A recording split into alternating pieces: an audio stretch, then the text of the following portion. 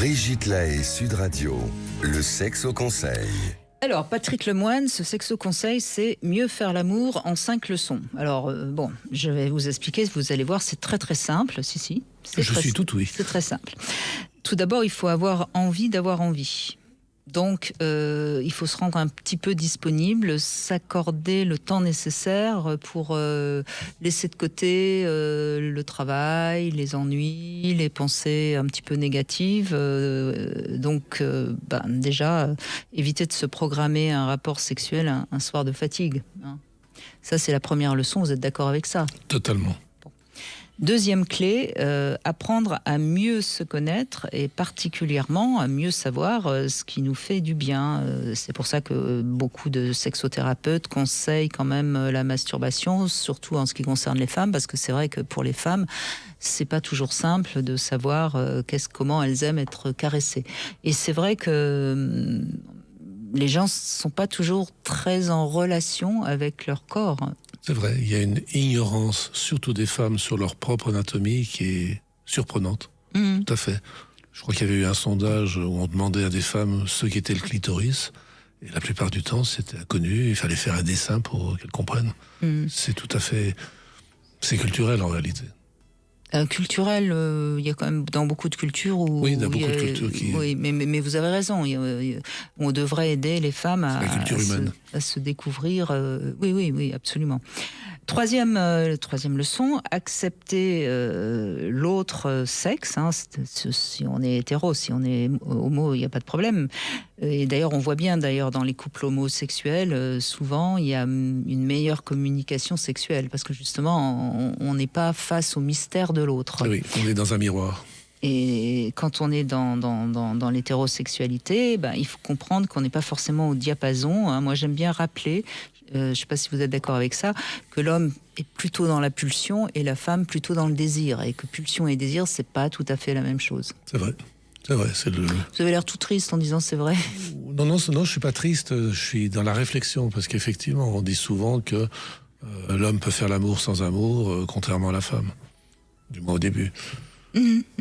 Donc voilà, c'est important de comprendre qu'on on fonctionne pas tout à fait de la même manière. Moi, j'aime bien dans le spectacle de Paul Devendre, par exemple, quand il dit que l'homme c'est un micro-ondes, la femme c'est un four. Faut le temps que ça chauffe. Mais parler de four au théâtre, c'est un peu difficile quand même. Quatrième point, il faut savoir s'abandonner en toute confiance. Alors c'est intéressant ce verbe s'abandonner en toute confiance, enfin cette phrase plus exactement, parce que on est ensemble, donc il faut à la fois se lâcher, être en harmonie avec l'autre. Et en même temps être en confiance. Donc si on n'est pas en confiance, moi je vois pas comment on peut s'abandonner à l'autre. Et ça c'est quand même important parce que combien de couples continuent à faire l'amour alors qu'ils n'ont pas vraiment, ils ont pas confiance en eux et pas confiance en l'autre et ils s'étonnent que ça marche pas. C'est normal que ça marche pas. Oui, puis le mot confiance, on peut l'entendre d'une autre manière aussi. C'est j'ai confiance en toi parce que tu ne me fais pas peur. L'amour, c'est comme le sommeil, on ne peut dormir et faire l'amour que si on n'a pas peur de l'autre. Et je passe beaucoup de temps, puisque mon métier c'est quand même les troubles du sommeil, à expliquer et à aider les personnes à trouver des stratégies pour ne pas avoir peur. Quand elles sont au lit, soit pour faire l'amour, soit pour dormir, parce que dans la peur, on ne dort pas. Oui, on est en éveil. Essayez, Brigitte, ce soir, je vous emmène dans une maison de campagne que vous ne connaissez pas, dans un milieu que vous ne connaissez pas, et vous dormez toute seule dans cette maison, vous n'êtes pas sûr d'avoir fermé la porte en bas, je suis pas sûr que vous allez très bien dormir. Oh si, moi j'ai un sommeil de bébé. On dit ça. Non, sincèrement. Mais enfin, sauf si, évidemment, si on a peur, entend des peut bruits. Pas dormir. Oui, non, mais bien sûr. Et si on a peur, on n'est pas... Le moindre bruit, mais en éveil. Et faire l'amour avec quelqu'un dont on n'est pas sûr, qui fait un peu peur, à qui on ne peut pas se confier au vrai sens du terme, c'est vouer à l'échec, en fait. Donc c'est important ce terme de confiance. Hein, voyez combien de femmes, malheureusement, que j'ai suivies, avaient très peur de leur mari et n'acceptaient que contraintes et forcées, et évidemment n'avaient aucune jouissance, bien sûr, c'était juste pour ne pas prendre des coups. Oui. Et alors, 5e leçon et dernière leçon, il faut rendre tout son corps érogène. Et ça s'apprend grâce notamment à la respiration et dans la relation à ces 5 sens. En d'autres mots, en développant sa sensualité. Et comment on développe sa sensualité? En développant son ressenti. Certes. Et expliquer à l'autre aussi les zones érogènes de soi et de l'autre. Oui, Parce oui. qu'en fait... je ne veux pas paraphraser Freud et son abominable phrase de la femme, cette terra incognita, c'était horrible cette phrase de lui, et aujourd'hui il serait crucifié.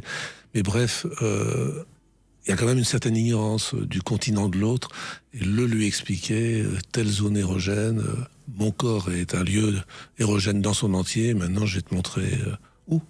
Exactement. On peut s'amuser d'ailleurs ce week-end. Vous mettez des petites flèches, vous dessinez des petites flèches sur votre corps. Ça pourra le guider si vous savez pas l'exprimer avec vos mots.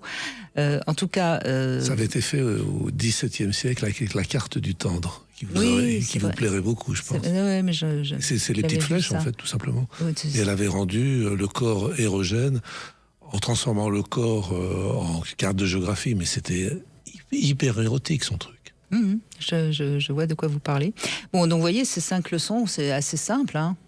Oui, c'est simple. C'est du bon sens. Sur le papier, maintenant, il faut mettre en pratique, mais ça marche. Si on respecte ces 5 leçons, normalement, la sexualité doit fonctionner correctement.